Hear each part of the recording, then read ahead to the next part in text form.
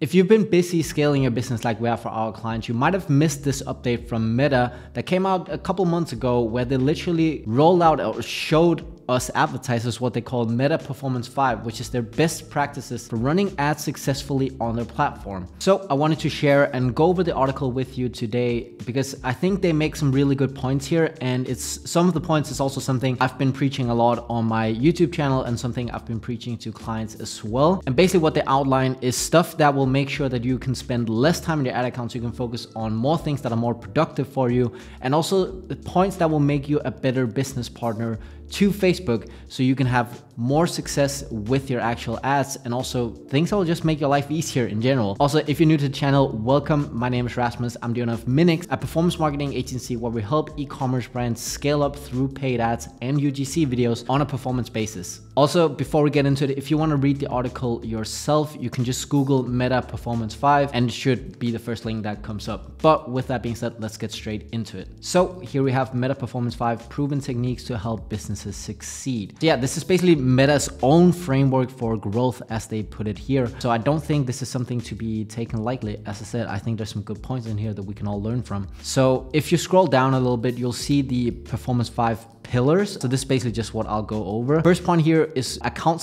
simplification. So account simplification is something I've talked about a lot on this channel as well. And basically what they say here is reduce the complexity of your ad account structure to help improve performance, right? And this is, as I said, this is something I've been preaching on this YouTube channel for a long time. And it's something we do actively for our clients as well, is to try and decrease the amount of ad sets that we really, and campaigns as well, that we really want for our clients. Because as they put here, simply put, this means spending the round amount of time in the period known as the learning phase, right? The learning phase, if you don't know, on Facebook or on Meta, is basically a period of time where you will see more fluctuating results and you'll see higher CPAs, because Facebook is trying to learn and figure out, okay, who's the best people to reach, who's the best people to reach, and actually which people will make a purchase, right? So you can get a lower CPA and you get a higher return on ad spend. And so this is what they're trying to say here, is simplify your ad account, reduce the complexity, right? And also what they say down here at the bottom is to help automate the campaign process. Last month, we launched Advantage Plus shopping campaigns, a new tool on the Meta Advantage that automates the delivery, creation, and management of ad campaigns with the power of AI. So if you haven't messed around with Advantage Plus shopping campaigns yet, it's something we've been dabbling with for pretty much every client now. And we like it a lot personally. Internally, we've been messing around with it. Usually we see very stable results. And it's something that's like easier to scale because you just rely more on Facebook or on Meta. Sorry, I keep saying Facebook. I guess it's just an old habit. But basically what Advantage Plus shopping campaigns allows you to do is just to upload a bunch of creatives, and then Meta will take care of all the targeting for you, right? So it's kind of like going broad really. And they will just take a lot of the workload away from you. And what that will allow you to do as an advertiser is to then spend more time outside of the ad account, right? As I've been talking about, working more on ad copy, working more on creatives, working more on conversion rate optimization, on bundles, on offers, right? On products, on your organic following, right? Like there's so much more to a business than just running ads. And I think what the advertising space is heading towards with AI, with Google having Performance Max campaigns, with Meta having Advantage Plus shopping campaigns, is that they want you, like they're literally trying to tell you to spend less time in the ad account and spend more time doing something else that's more productive, because they know they have billions of data points, right? If we have like 1,000 data points as an agency based on, you know, the clients we work with, Meta and Google will have billions and billions of data points to actually learn from and to utilize when they figure out, you know, what sort of people should we target, right?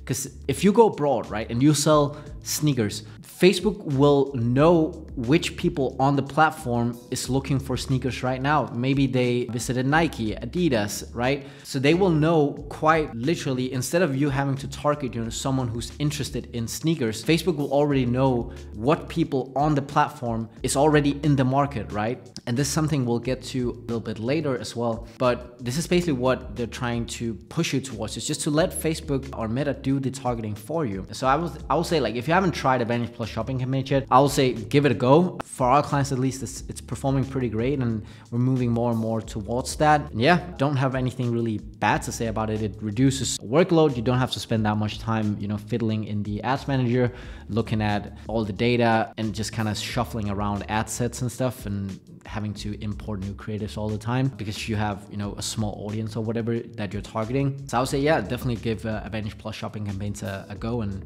you know, see if it works for you. Second here is creators for direct response. So basically what they say is, today creators are more than influencers. They're architects of culture and community who help drive business outcomes for brands. So here they talk about you can use branded content ads.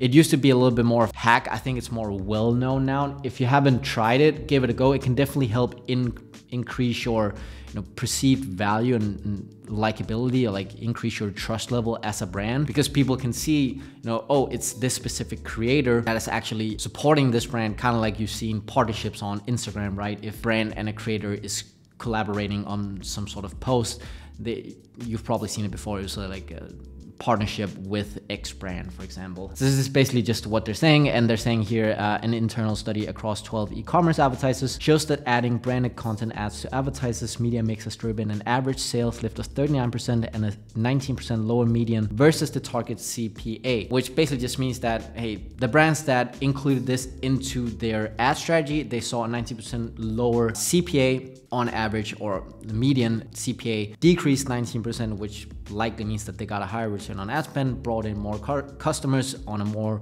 profitable customer journey. So yeah, all fine with that. I say give branded content ads a try as well. Third thing here is creative diversification. And more specifically, it's quite interesting here. It seems like Meta also picked up on a trend. Usually it's not something like these big corporations will touch on, but they're actually mentioning UGC style ads. So they talk about, like, there's two main categories to combat ad fatigue, really. One is creative format. So what they say here is this is about incorporating new engaging ad formats and placements. For example, you might consider testing video if that's something you haven't tried, or testing into one of your newer creative formats like Reels. We've also seen advertisers lean into UGC style ads, or ads that appear to have been created by a customer or creator to connect with their customers and drive performance, right? And so UGC, like last year, had a massive spike in terms of popularity and what a lot of brands saw really good performance with. And it's still something we use a lot for clients because it just works really, really well, right? But essentially what they're saying is UGC style ads, great. Different type of ad formats, also even better, right? So instead of only maybe relying on UGC videos, also try static images, try carousels, right? Have a bunch of different creative formats in your campaigns and in your ad sets to allow Facebook to basically just shuffle around with different ad formats, so people will get less tired of seeing your ads if you're just bombarding them with ads each and every day, right? Which is essentially how you build a big brand and drive a lot of awareness to your e-commerce brand, is just by bombarding people with ads, right? But if you just have like the same type of UGC videos running all the time, people might get a little bit more tired of seeing your actual ads, compared to if you had a carousel, you have a static image, you have a GIF running, you had, you know, 3 different UGC style videos. So basically that's what they're saying here, is switch up your creative format and try different things. But especially the saying UGC style ads, really go for that, give that a try. And yeah, I 100% agree with that.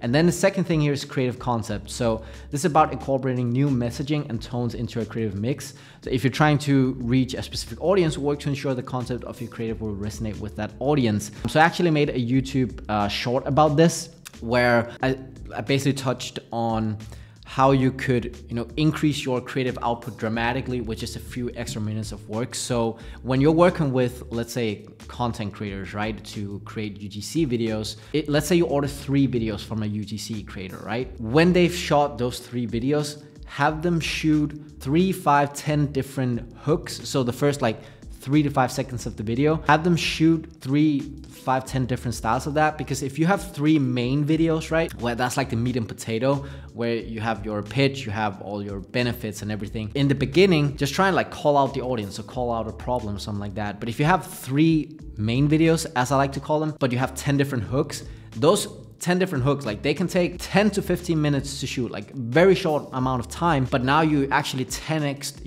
the amount of creatives, and you don't even have to pay a creator a lot of money to do that because the work is really minuscule. And not a lot of creators actually ask to do that. So I think you can make a really good deal if you just ask them, hey, could you shoot these 10 different like hooks, and you just script them out, and they literally just call them out on the video. Because now you go from having 3 pieces of creatives to having 30.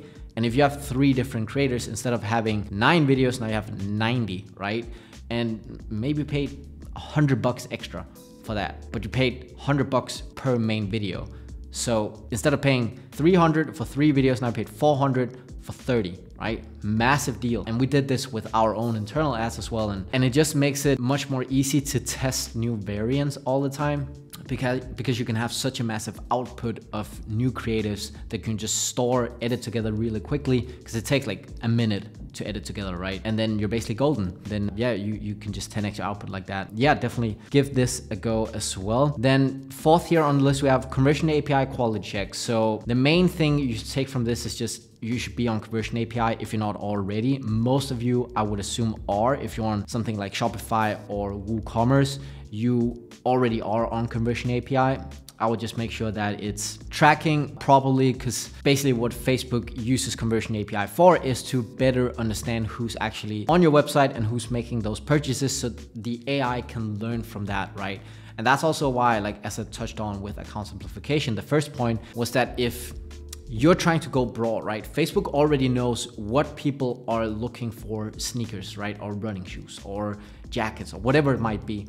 But if your conversion API is not set up correctly, then Facebook will have less data points to work with, and then they will be less able to actually serve your ads to the people who's in the market, people who are in the market to actually buy your specific product, right? And that's why broad can work really well, or it can work really terrible based on how many data points you actually give Facebook to work with, right? So if your conversion API is set up correctly and you track as much as possible, also with like event match quality score, right? That's something you should be looking at. If that score is as high as possible, then your broad campaigns will likely perform much better, because Facebook has much more data points to actually work from, and then figure out, you know, what people out of, if you're targeting the US, you have 350 million people, right? But a very small percentage of those people will actually make a purchase. But if your conversion API is set up correctly, then it will just make Facebook's job so much easier to actually figure out what people should I serve these ads to. And then lastly here we have business results validation. So here they basically just touch on, they recommend that you should use a conversion lift campaign to see the actual effect of your campaigns and how many extra sales they're actually driving. It's not something we've tested out for clients before. I know some people who've done it. I'll say, do it if you spend like an aggressive amount of money. You'll probably get contacted by Facebook to run a case study like that. But also another thing they touched on is that they say here, we know that last click cookie-based attribution models don't measure the full value of advertising, as they fail to account for the power of the impression or cross-device consumer behavior. And this I agree on. This is why also like ROAS is very hard to accurately measure. It's why you should be looking at your business more holistically, because customer journeys and consumer behavior is not linear. Like there's no people on earth that will just see an ad, click the ad, and make the purchase. They will see the ad, they will click the ad, they will sign up to your newsletter to get your freaking 10% discount. They will go out of the website, they will go on your socials, they will Google you, and then they'll use the email to make the purchase, right? And all those different channels will attribute that purchase to them, right? Which is why it's so damn difficult to actually figure out what's the true impact of my advertising. And that's why you should, instead of using ROAS and in-platform metrics, that's why you should be using stuff like Triple Whale, and you should be looking at your NCPA, your new customer acquisition cost. You should be looking at your new customer ROAS. You should be looking at what's your lifetime value divided out by your customer acquisition cost, right? Because then you can get a much more holistic view of, okay, what all the channels I advertise on, what's the overall impact? Because you can use that as a reference. Because if you advertise on 5 different channels and overall is performing good, then you can just raise the spend on all 5 channels. Idealistically, or in theory, right, everything should just perform 10% better, right? You should be getting 10% more customers through the door. And that makes it, and having that system is much more reliable than just relying on one single source, because you might be having a terrible ROAS or acquisition cost on Facebook, but if Facebook is driving all the first click behavior, but Google is driving all the last click behavior, which is the actual purchases, right? So Google will drive all the purchases, but Facebook will drive all the, like Facebook will be the main driver of actually people discovering your brand.